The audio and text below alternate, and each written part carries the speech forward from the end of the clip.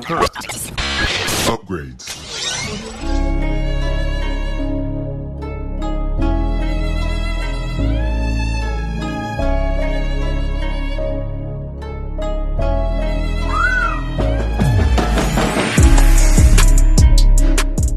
Hey, what's going on, everyone? This is Jorge and Mike. We just got done watching Belly of the Beast, which is episode 11 of Vox Machina season 2. Overall impressions, Mike. Well, I'll throw it to you. Great episode. Again, we get a lot of good comedy, a lot of good character arc stuff, and obviously a lot of really good action, especially towards the end. Yeah. I think this was the perfect two-part finale. Mm-hmm. It builds up everything perfectly until this finale. So for those of you who've seen it, obviously you know what's happening, but Scanlan's a dad, and he I think it's great how the beginning of it goes, where he's like, oh, I remember your mother, and he describes this wonderful encounter for her to be like, that's not my mom. Which is such a Scanlan thing to do. But then he just starts rattling off names and he's going alphabetical, and she's like, my mom's name is Sybil, and I was like, oh god, that would have taken forever. which is hilarious. But you also I guess you start seeing this incredible kind of immediate smack to the face, which I think anyone would feel if they knew they had a random daughter hanging out there. But you go from this, and then obviously everyone's still drinking and having a good old time. What's his name? Vax goes through some weird vision of all the zombies or everyone who's died basically clawing back at him. They're saying guide us, take us to the take us beyond. So is that I'm trying to think, is that a thing of him becoming the Ravens Queen's champion, or is that just a freakish nightmare? I think it's a little from column A, a little from column B. Okay. You got he doesn't fully understand his role as the Raven as the champion of the Raven Queen, and there are many different gods of death in D&D. The domain that the Raven Queen occupies is particularly the transition from life to death. Oh, okay. That makes a little bit more sense then. And that makes even more sense why he kind of sacrificed himself for Vex. So all right. So then from there, obviously, a small part which made me chuckle a lot was when Percy was explaining this elaborate contraption that he made out of plates and forks, and all these people are just looking at him, and Grog is like, dig here, and they're like, oh yeah, that's super easy. Yeah. But as soon as Percy hits his hand on the trap and it actually closes on him and he's yelling, the one random Goliath who walks behind him is like, that guy's not so smart. And I'm just it's a classic setup, and you'd love to see it pay off. Yeah, no, that one was a good one. So obviously, this episode that starts happening, and it kind of jumps right into because Vex also goes into that the Raven's Queen. Oh yeah, Vex finds a ruined temple of the Raven Queen, but when he enters, he's greeted by priests of the Raven Queen, and they lead him to this chamber where they're this enormous statue of her, the face is kind of just leaning forward over this enormous pool of blood. Yeah, which is super edgelordy and real emo, which again fits with Vax'ildan's kind of character aesthetic. And he doesn't know exactly what to do, so he just starts walking into this pool of blood. Yeah. He completely submerges himself. he starts to struggle, obviously, because he's holding his breath. But I mean, if you're dealing with a god of death, you kind of just gotta let go, and that's what he does. Yeah, he basically just like surrenders to her, and I think that's what gets him the audience that he needs, which is obviously he goes face to face with the Raven Queen, which I think does that, I guess, now that he's done that, I don't want to say is that like official, because he's kind of been officially the champion, but is that yet another test from her, or is that just him bonding with the Vestige even more? I would go more the latter. Okay. I think he didn't really understand what it means to be the champion of the Raven Queen. He just put some clothes on, you know what I mean? Yeah. And in his speaking with the Raven Queen, she explains to him, you know, that the relationship between life and death is what's important to her. And that because he can understand that it's about life and death, and the fact that she says that it's death that makes life precious and valuable. Yeah.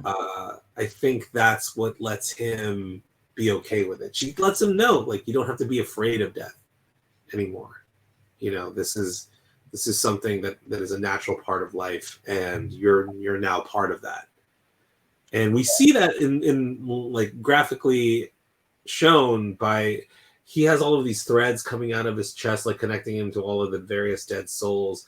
But then, like, once he comes good with it, all of those threads kind of like twist and form like a tighter cord, and they link him to the Raven Queen. Yeah, which I thought was very unique, because it almost shows like, because I thought his powers were cool beforehand, and I feel now it's like it's just gonna be turned up a notch or two. So I'm kind of excited to see what all he can do from that. But I did find it funny, you know, like when he comes out, how like Vex and Keeler are like, what happened? Because he's just dripping in blood. Well, okay, so before he leaves, the one thing that I love, and this is like very, it's like a fantasy trope / horror trope that I love, where someone has like an experience and it's like really like character driven, and it's also like kind of, it shakes them to their core, and then they look back and the place where their experience isn't really there. Yeah. It's like, yeah. Because like he looks back at where the pool should be, and it's just a wrecked temple. Yeah. And so but the blood he's still covered in blood. So when he comes out, Beck's like, "Oh God, what happened to you there?" Which is great. Like that was one of those things where I'm like, ugh, like he literally, which kind of makes me wonder, like, you know, obviously he entered that old ruin, but like, what are they kind of like, how much time passed? What are they seeing on their end? Oh yeah, I would have liked they to were have just seen kind of like chitty chatting, you know, like just having a good old time. But from there, obviously, you kind of there is a good moment though between Vex and Keyleth, because particularly in season 1 and early season 2, you can tell that like Vex is like kind of like not impressed with Keyleth, and she might not even think that she's good enough to be with her brother. But this is the moment where she's like, you know, I know you care for him, and I know him really well, and I know he still cares for you. And you get kind of like her more or less giving Keyleth like her blessing to like move forward with Vax. Yeah. And so I think that'll bring them closer together. Yeah, I love campaign 1. I love Vox Machina, like how tight their characters are and how they all interact with one another. It's something really special, I think. No, I think, and I think this season more than anything, like, has kind of shown how important their relationships are within each other. You know, they've all grown in such vastly different ways. But yeah, so then you kind of go into the part where all of us are waiting for, which is, you know, the dragon meeting up to the booby trap. here's a part where I guess kind of throws me off, where obviously they're all hiding underneath like holes that are fictitiously covered, but he realizes that there's a trap there and just kind of stops. Yeah. And what I found kind of neat was obviously Vex just throws an arrow to actually trap him, but once that happens, just simultaneously how everyone just works cohesively as like a quick unit to like hold this guy down and just start to like try to beat the crap out of him. Obviously he pulls a 1-2 punch and breaks out of the thing, and then does something kind of cool, which is turns completely invisible, which at that point I was like, oh, they're screwed, What an insane advantage he has at that point. Yeah, and it's one of those things where it also shows how powerful these dragons are, because realistically, if you turn advantage and you already saw that you were like sneak attacked, like you could just fly away for a little bit, come back a little bit later with the other 3 dragons. But he just kind of stood there and was like, let's do this, and you kind of see him. It was really cool seeing like him invisible but still attacking. Like, so you see like the acid coming in, hitting people. Yeah. You see him like literally bite a guy, and then the only thing you see are like the blood on his teeth, like as he like pulls away. I was like, this is like really cool effect stuff. Like, well, and it's even during, I think a neat part that happens during the battle is right before you can kind of see his acid hitting certain people. So like at one point it hits Keyleth. It almost gets Scandalin, and Vex sees him, and he's just like, what's going on? And that's when Scandalin, I think, is slowly gonna tell everyone on the team and in some weird way that like, I'm a dad now type of stuff. But it's gonna be interesting because Scandalin, I think, is still in this shell shock form, and he doesn't quite know what to do or how to prove himself, kind of worthy, to be this man that he wants to. I still don't know if he wants to be that man, but he says he wants to be that man. But it's a super serious character turn for what has largely been like the comedic relief for this. Yeah, which I think will be interesting to see how he ends up basically, because I think a big part of his charm is the way that he brings like grotesque comedy to any situation.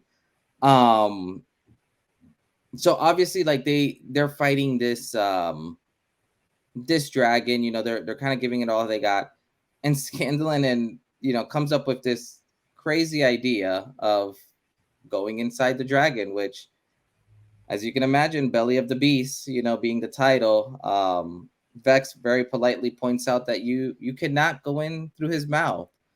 And Scandalin, being an entrepreneur of all sides of entry, he suggests he definitely suggests going in the back routes, which works. And I think what's hilarious is once they're both in there, both of them were like, I didn't think that was gonna work, and he's like, yeah, me neither. and here's an interesting part, because here's where he pulls out that that sword. And then you were explaining how this kind of differs a little bit from the campaign. So explain the sword to me a little bit, and then kind of jump into how that differs from the campaign.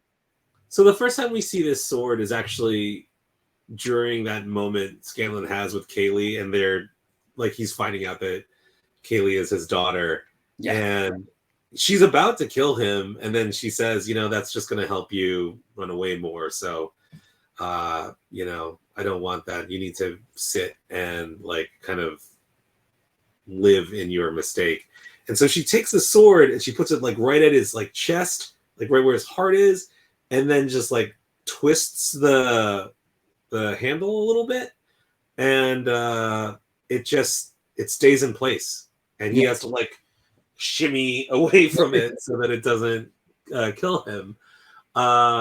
So in in a regular game of D&D, there's an item called the immovable rod. It's just like a steel rod. It's got a horse depicted on either side of it, and you click a button, and that rod stays in place. And it takes like an extraordinary amount of strength in order to move it. And so largely, like, it's something that you could, like, in theory, you could just, like, if you had two of them, you could just, like, climb anything, just click and then move infinitely. Or it serves as like a place where you can, like, anchor yourself. Or in the case of this, you could anchor a dragon. Because this sword, like, takes the place of an immovable rod, because it's the same thing. You do something to it, and then it just stays in place. And so that was Scanlan's plan. Let's get inside the dragon. I'm going to turn on the sword so it doesn't move, and then we just pin him to the ground. But the dragon is not having it. He's trying to escape. And we see a lot like what happened with Grog in the last episode. We see that puncture, like, start to stretch his skin and then just, like, burst through. But, I mean, that shows you, like, the will of Umbrasyl, right? Like, he is actually stronger than his own hide, I guess. Because, like, the rod ain't moving, or sorry, the sword ain't moving, but he's gonna, and it just cuts right through him. It does, like, a pretty significant amount of damage to him. But Vax and Scanlan are still trapped inside. And then Grog doesn't want them to go because it's as he's flying away, so he ties a rope to his axe and he just hucks it at the dragon and just gets pulled off of his feet because, like, I mean, he's strong, but he's not strong enough to bring down a dragon. Yeah. But we do see him, like, use the Titan Knuckles for the first time. We see him, like, get big, and even that bigger Grog can't make that dragon stay. And so we've got a split party. Again, there's like a very injured dragon, but, like, a bunch of the herd is completely, like, dead because of the acid. Yeah. So, and then the rest of Vox Machina, like, they have to catch up to this dragon. This dragon flies way faster than they can run. Yeah. And so I don't know how they're going to get up there. This is actually a really cool part in the campaign because it definitely splits the party this way in the campaign. But there's also this idea that, like, that Umbrasyl is super hurt, but so is everyone else. And they're like, well, we can take a short rest. And Matt is like, well, if you take a short rest, Umbrasyl has a short rest. And they're like, so they have to go.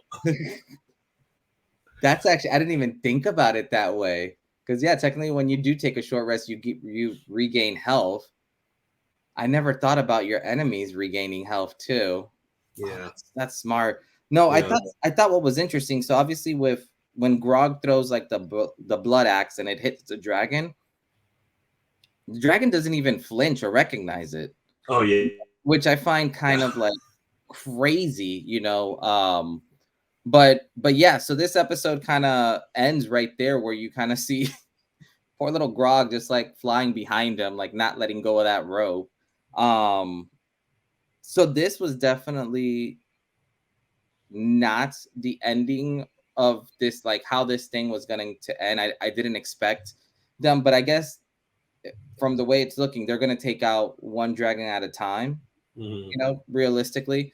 So obviously this next episode, which is the finale, which is wild to say that, it'll basically be them versus this dragon, which will be interesting. And I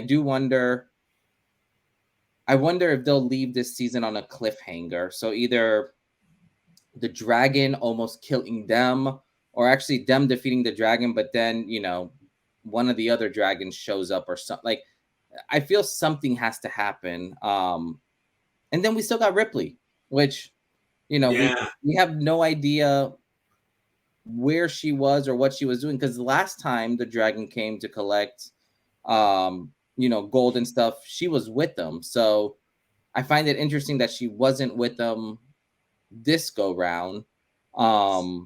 But so yeah, I have a theory. Oh, go for it. In the in this episode, we do see Umbrasyl talking to Thordak and trying to again make the case for collecting these vestiges. Thank you. Yeah. And Thordak is like, I don't really care about these messages. Make sure I get the gold. And I don't know if there's something bigger, but Umbrasyl says like everything will be fine and you'll have all the stuff you need in time for your emergence. And I'm like, I don't know what that means, but that sounds cool. But then like after Thordak just like pieces out on their like FaceTime, Anna Ripley walks out of the shadows and is like, you know, he doesn't know what he's talking about. Like you're going to be more powerful than him at some point. And, you know, this is our deal. You know, you get power, I get resources. And so she's definitely in whatever lair that Umbrasyl had there when he was talking to Thordak. Yeah. So my guess is next episode, you have the split party. They're going to come back in for the final fight. But on top of like an injured Umbrasyl, you're going to have Anna Ripley providing like maybe support fire the way Percy was in the. Oh, I didn't think about that. And then I'm going to imagine that she's going to get away again. And she'll still be out there. And Percy, again, it'll renew Percy's like pursuit of her. Yeah. I didn't even think about that. Shoot. Because they're not expecting her at all. So that would. Oh, yeah. I wouldn't be surprised if she takes a pot shot at one of our main characters and that really triggers Percy. Yeah, I think that would be what would.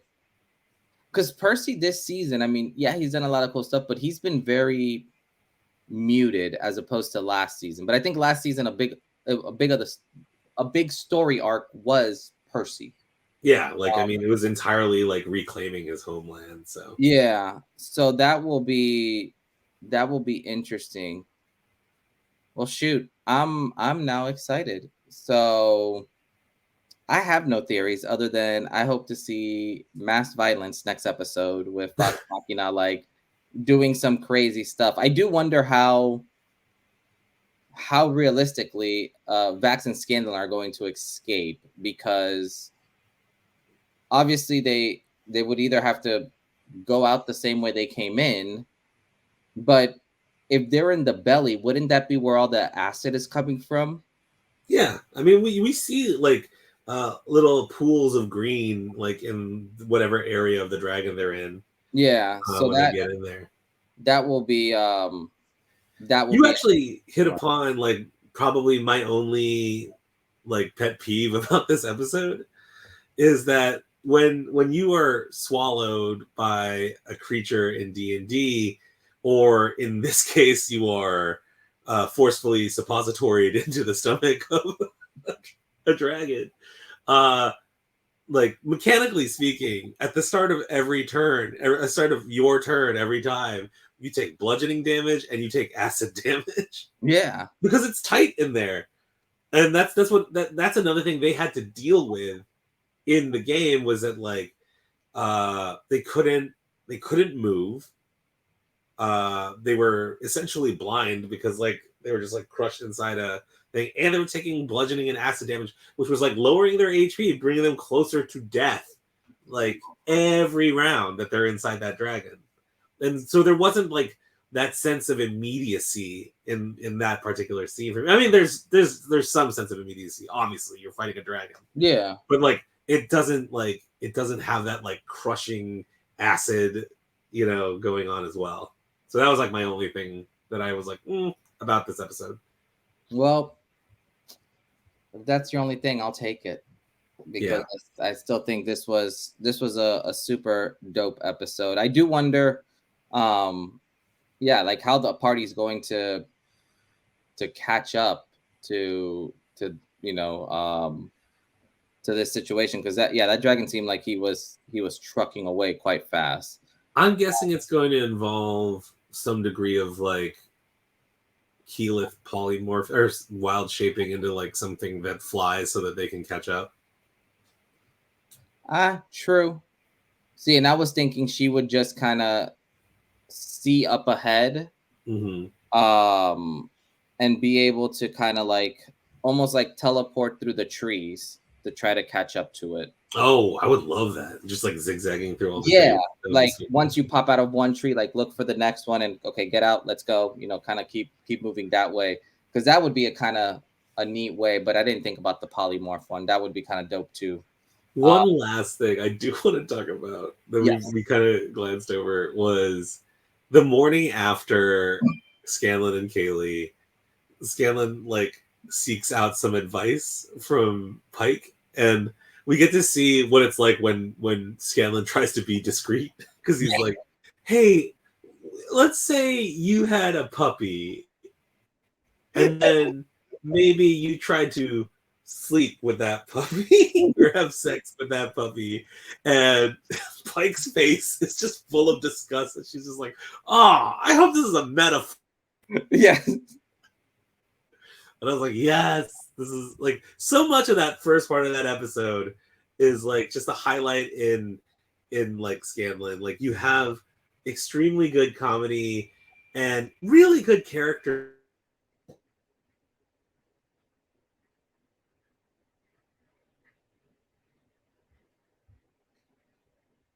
Oh. Oh no, I think I lost you, Mike. Oh shoot. Oh no, there you go. Okay, you're back. Okay. Yeah. So last thing I heard was really good character, and then you froze on me. Oh no. Okay. Yeah, so it's really good character, and it's just there's all of these good twists. And like one thing that Sam Riegel, the person who plays Scanlan, is really good at in Critical Role is that he has like these comedic characters, but they always have an insanely good like character twist at some point in the campaign. And when you find out, it's like, what? Which I think, yeah, like Scanlan knowing he's a dad now. That's I'm excited, but I'm very worried about how this will affect him, because I think his humor and his like just the way he is what makes me love Scanlan, like the character, you know, like he's just this inappropriate little dude at all times. So it'll be interesting to see what happens with that one.